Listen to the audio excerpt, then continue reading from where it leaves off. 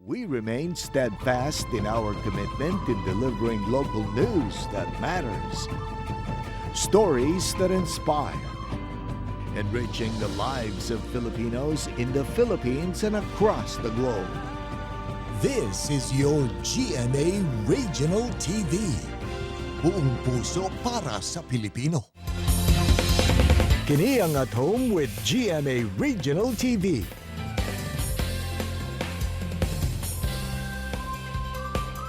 Mayong buntag, Southern Mindanao ug South Central Mindanao. Kini ang At Home with GMA Regional TV. Atod namo mga importanteng balitang lokal sa Northern Mindanao ug Caraga Region. Kini ang pinakahalapad nga pagbalita gikan sa Western Mindanao. Aniya na mga unang balita.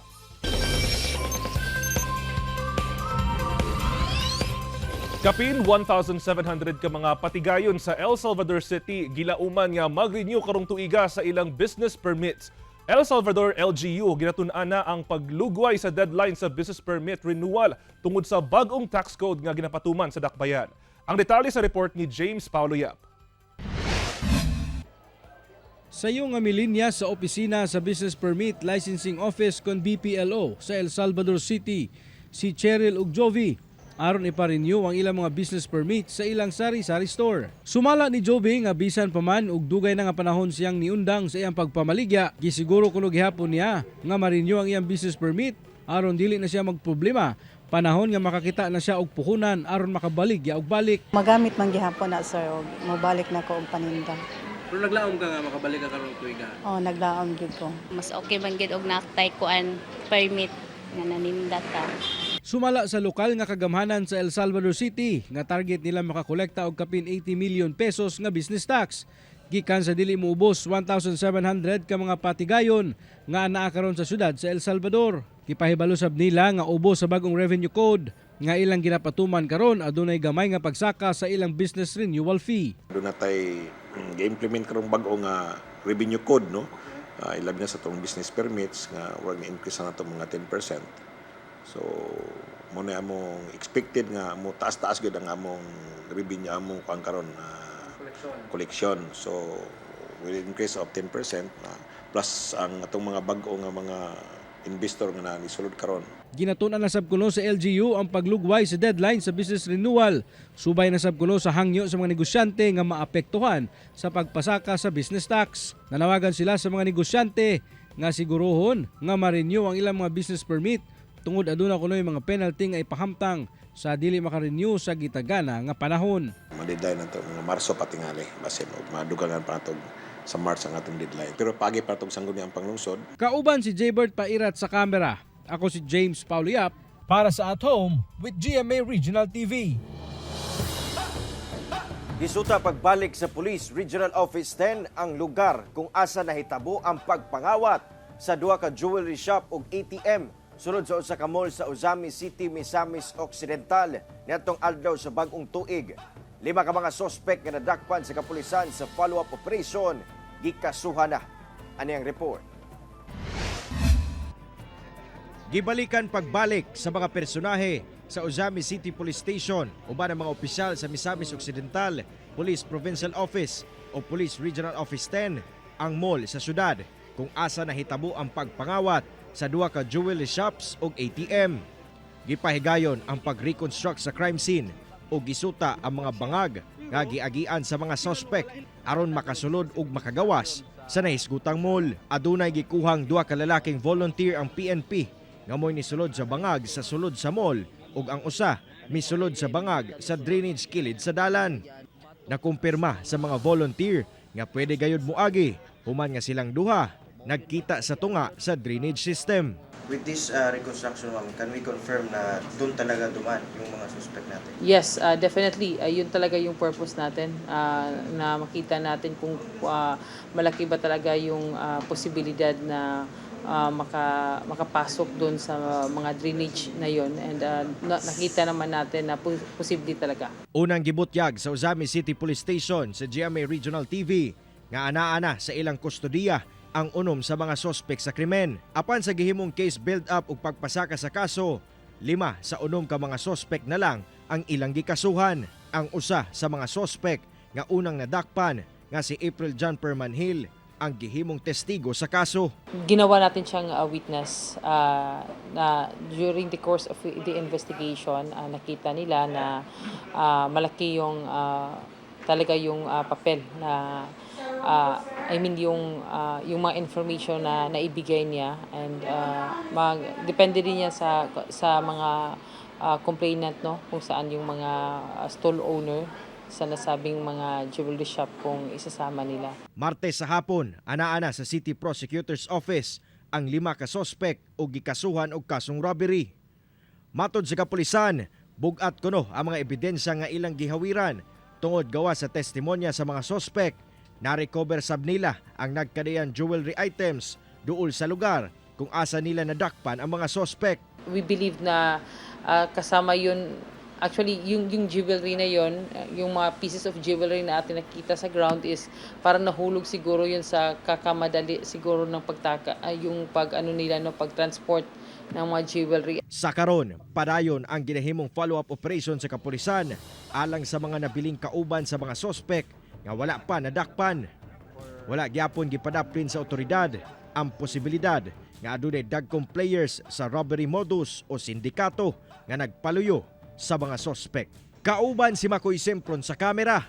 Ako si Cyril Chavez Para sa At Home with GMA Regional TV.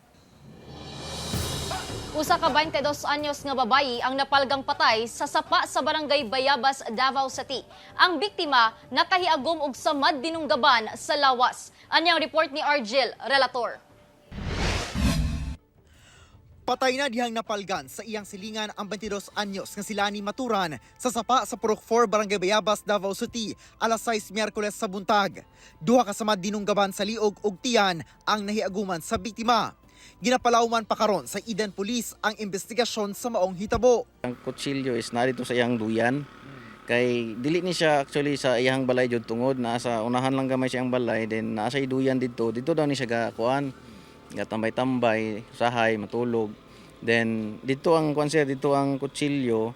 Then sa ubos niya, mo to dito ang sapa. Sumala sa live-in partner sa biktima, nigawas matud pa sa ilang balay ang biktima bandang alas 12 sa kadlawon. Akong gipanghita, abot ko sa Bayabas, nag-aagat, tuyok ko itong kuan, among gipuyan, sa ubos. Wa yun ako nakita. Akong duda, siya radyod. Ya mong idala mong kutsilyo. Nasayran nga dunay mental condition ang biktima. Gani, ginapa-check up na matud pa kini nila sa ospital ug dunay ginainom nga maintenance. Ug basihan na to sa iyahang sakit, sitwasyon niya murag para sa iyaha kay ilaha man gamit ang gigamit. So murag napoy posibilidad nga siya. Pero gusto lang pud namo jud nga i-sure pod mo nang i-autopsy lang pud namo. Nakatakday pailawom ang lawas ni ini sa autopsy aron masuta kung dunay bay foul play sa hitabo. Kauban si Metro Awing sa kamera. Ako si Argel, relator. Para sa At Home with GMA Regional TV. Patay ang usa ka rider dihang nabanggaan og mixer truck ang gimanehong motor ni ini sa Davao City. Patay diha dayon ang driver o ang rider nga si Mark Anthony Kalubayan human nabanggaan og mixer truck ang gimanehong motor ni ini sa crossing Bayabas Turil, Davao City alas 10:40 Miyerkules sa buntag. Sa investigasyon sa Turil Police, nakahunong ang motorsiklo sa biktima sa outer lane niya padulong sa Agton Street tungod nakastop ang signal sa traffic light. Samtang padulong sab sa outer lane ang mixer truck nga gimaneho ni Delphine Pelicano Jr. gikan Lubogan ug muliko patuo paingon sa MacArthur Highway. Sa dihang pag-abot sa lugar, wala matud pa nakita sa driver sa mixer truck ang nakahunong nga motorsiklo. Resultang nabanggaan sa truck ang motor, resulta sa kamatayon sa rider. Gikustudiya na sa Turil Police ang truck driver kinsa mag-atubang og kasong reckless imprudence resulting to homicide and damage to property.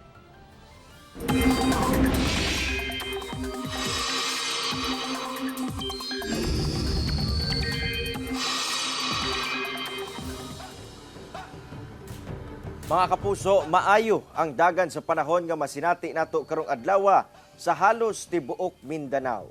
Apan bisan na niini, angay pangandaman ang kalit nga pag-ulan nga epekto sa localized thunderstorms pag-abot sa hapon o gabi sa pipila ka lugar base sa rainfall forecast sa Metro Weather. Samtang gipagawas na sa pag-asa ang posibleng pangalan sa mga bagyo nga mosulod sa Philippine Area of Responsibility karong 2024. Sumala sa Pag-asa kini ang mga pangalang Aghon, Butchoy, Karina, Dindo, Enteng ug Ferdi. Kung magkulang tungod sa daghang bagyo nga mosulod, aduna sab nakaandam nga auxiliary list ang ahensya.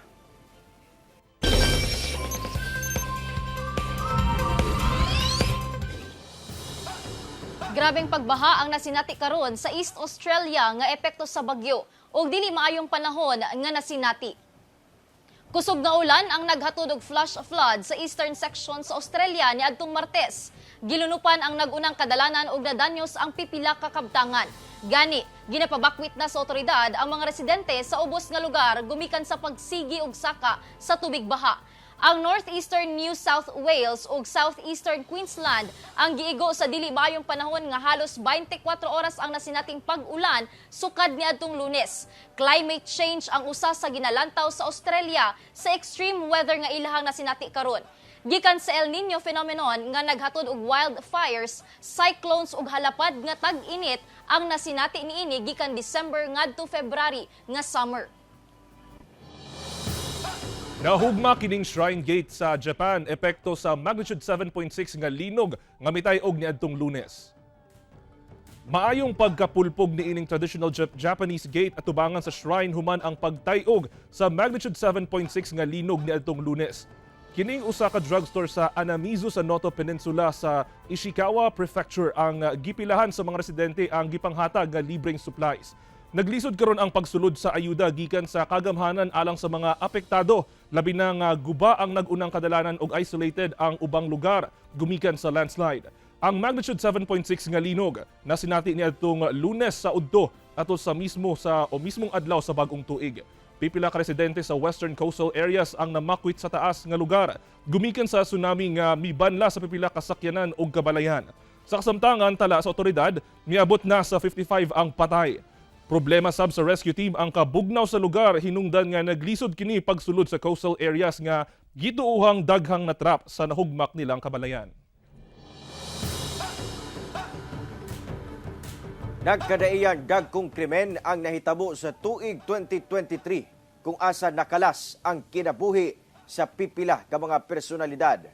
Atong balikan ang mga dagkong storya sa tuig 2023. Aniya ang atong special report. Una misulod ang bagong tuig 2023, December 28, 2022. Gipatay ang model ug businesswoman nga si Yvonette Plaza, gawa siyang panimalay sa Davao City. January 3, 2023, giila sa Davao City Police Office ang duha ka persons of interest. January 26, migawa sa investigasyon ang pagkalambigit ni kanhing Presidential Security Group Chief Brigadier General Jesus Durante III, isip mastermind sa pagpatay kang Plaza. Kasong murder, obstruction of justice ug theft ang gipasaka sa PNP batok kang Durante, Colonel Michael Licyayo ug laing 8 pa ka mga suspitsado. Samtang ang duha ka mga sundalo nga giingong nalambigit sa kaso nga sila Corporal Romart Lungakit, January 11 pa na missing human nga gidagit kuno. Nakumpirma kana sa Board of Inquiry sa militar. Samtang si Private First Class Rolly Cabal nga suspect sab nag-awol na o absence without leave sukad pa January 19. Padayon pa silang ginapangita sa otoridad. February 11, nabulabog ang kampo sa 4th Infantry Division Philippine Army sa Cagayan de Oro City. Human gipamusil patay ang 4 ka mga sundalo sa ilang kabaro rasab. Patay sab ang suspect sa insidente. Sigon sa investigasyon, nangatulog kuno ang mga biktima sulod sa ilang barracks diyang kalit silang gipamusil sa suspect. Napatay ang suspect nga si Private Jomar Villabito diyang miresponde ang ubang sundalo sa lugar. February 17, nasamdan si Lanao del Sur Governor Mamintal Alonto Adjong Jr. human nga giambush sa mga armadong tawo sa Kalilangan Bukidnon. Patay ang 4 ka mga kaubanan niini, kinsa ang 3 mga pulis ug ang usa driver. Padulong matod pa ang gobernador sa Wao Lanao del Sur diyang gipaarakan. February 18, nakita na lamang patay sa usa ka mabaw nga lubnganan sa Imus, Cavite ang 3rd year college student nga si John Matthew Salilig nga taga Zamboanga City. usa ka semana human kini gideklara nga missing. Kini human mitambong si Salilig sa initiation rights sa Tau Gamma Fraternity. 18 ka persons of interest ang giila sa kapulisan, kung asa 7 ang gikustudiya sa kapulisan nga nag-atubang og paglapas sa Republic Act 11053 o Anti-Hazing Act. May 10, patay ang kandidato sa Mr. Cagayan de Oro 2023 nga si Adrian Rovic Fornillos. Human giposil sa Barangay Nazareth, Cagayan de Oro City. Ang biktima, padulong lang unta siyang performance practice para sa kompetisyon. Daghang anggulo ang unang gilantaw sa kapulisan nga mga posibleng hinungdan sa krimen. May 17, patay na diyang nakaplagan sa usa ka banana plantation ang 28 anyos nga architect sa Davao City. Matod sa kapulisan, posibleng gituok, gilugos o gipatay ang biktima. Una namatay, nakita pa kini sa CCTV nga nagsakay sa usa ka yelo nga bao-bao pasado alas 10 sa gabi. 4 ka suspitsado ang gipasakaan og kaso. July 27, patay na diyang nakaplagan si Dr. Maria Vicenta Telio sa Cotabato Regional Medical Center. Human kini gideklarang missing sulod sa pipila ka adlaw. Human ang pipila ka oras diyang nakita ang patayng lawas sa doktor. Gileon sab nga mitahan sa krimen ang suspitsado nga si Nasruddin Indaila. Giangkon sa suspect nga napatay niya ang doktor tungod sa kalagot. Human nga gipasanginlan sa niini nga nangawat og kwarta sa ospital. November 5, patay ang radio broadcaster nga si Juan Humalon o mas naila nga Johnny Walker. Human gipusil samtang nagprograma sa iyang radio station sulod siyang panimalay sa Barangay Don Bernardo Neri sa Calamba, Misamis Occidental. Nakita pa live sa social media page sa ilang istasyon ang pagkamatay sa biktima. 3 kasuspitsado ang gitumbok sa kapulisan. Ubay-ubay man ang krimen nga nahitabo sa Mindanao sa tuig 2023. Gipaningkamutan sa kapulisan nga mahatagan gayud og kasulbaran ang mga kasong nahitabo sa isla. Katong mga cases nga still remain under investigation, adto na kitay monitoring ni ana through our enhanced managing police operation, and from time to time ato ang pangayuan og actions taken ang katong mga police station. Ako si Cyril Chavez Para sa At Home with GMA Regional TV. Kini ang At Home with GMA Regional TV.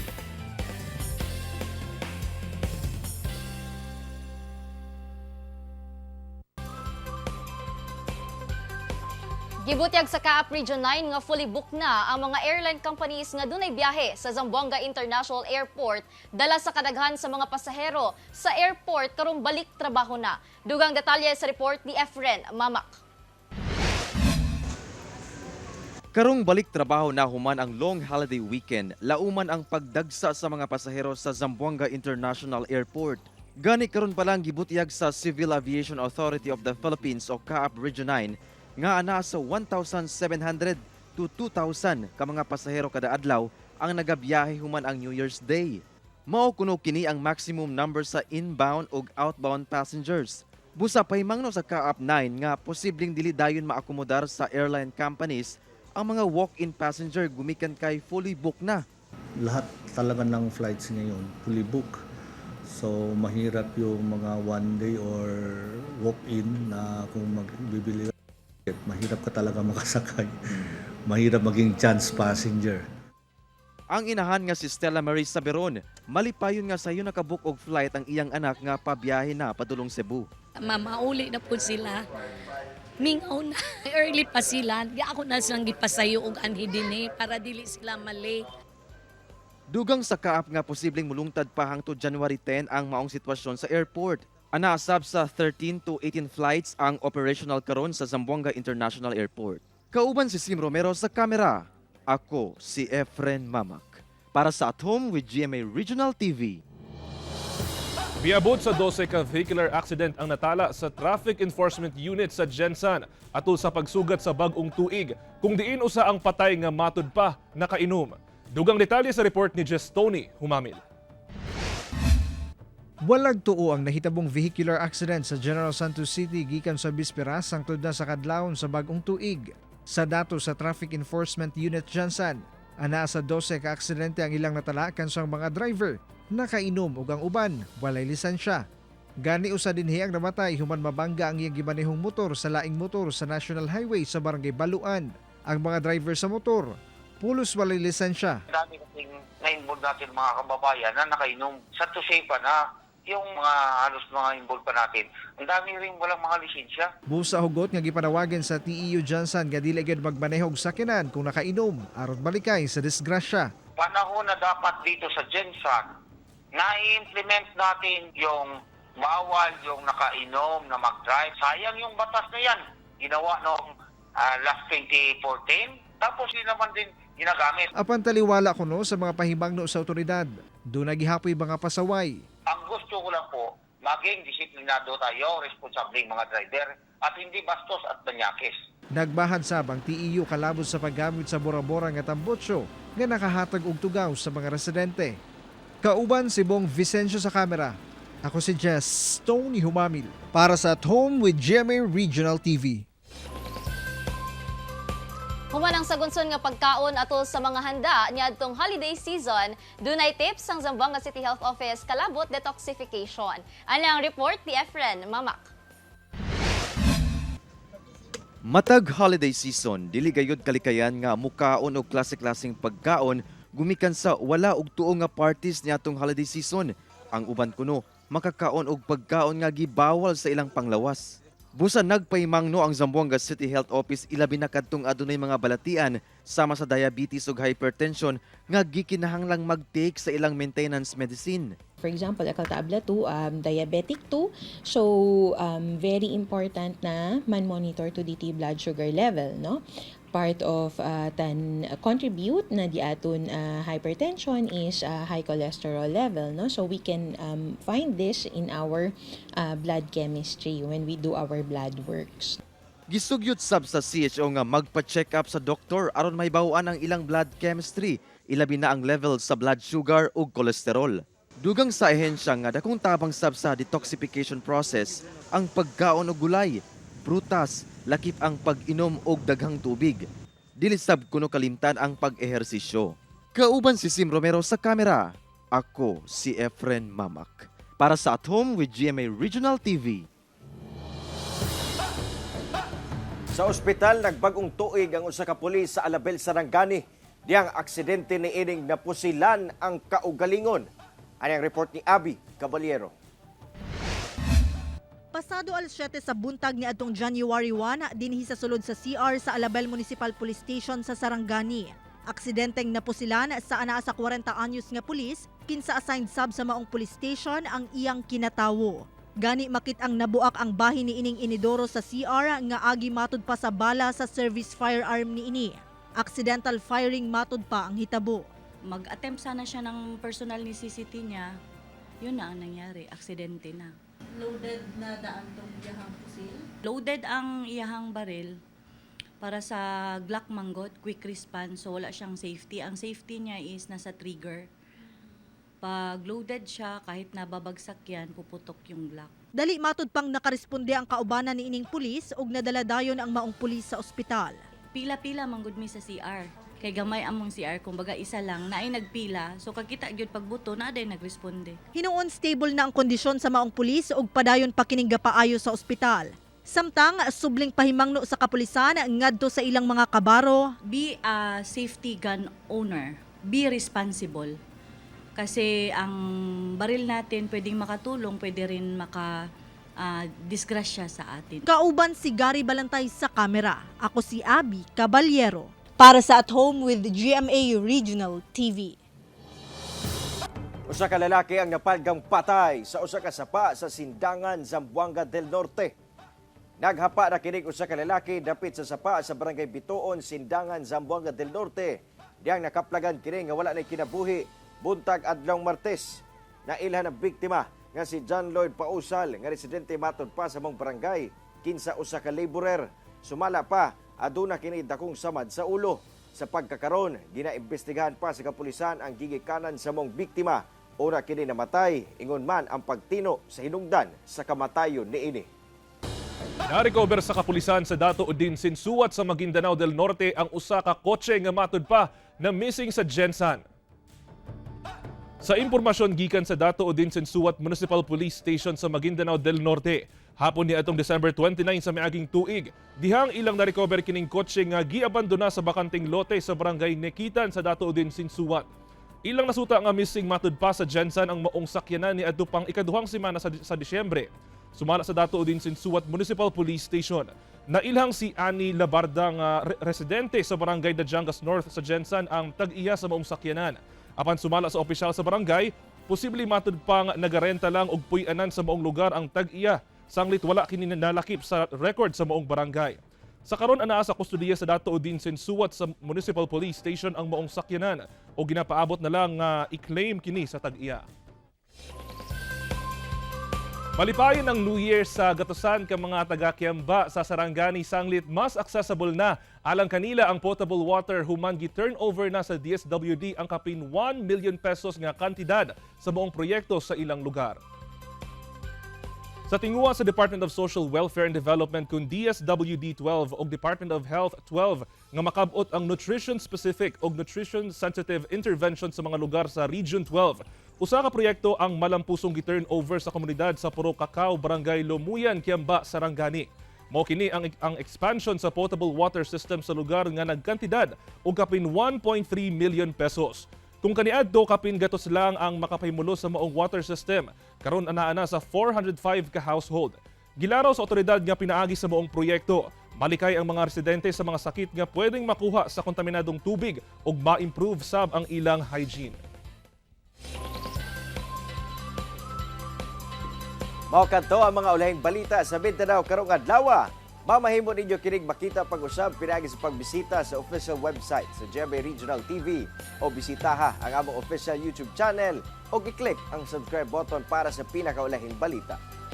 Daghang salamat sa tumaha kapuso sa Mindanao nga nagalantaw kanamo ug sa tumaha kapuso abroad. Padayon lang sa pagtutok sa mga lokal nga balita matag adlaw tungod sa GMA Regional TV. Local news matters. Kami sa At Home with GMA Regional TV. Tibuok puwersa para sa mas dakong misyon ug mas salapad nga pagserbisyo sa nasod.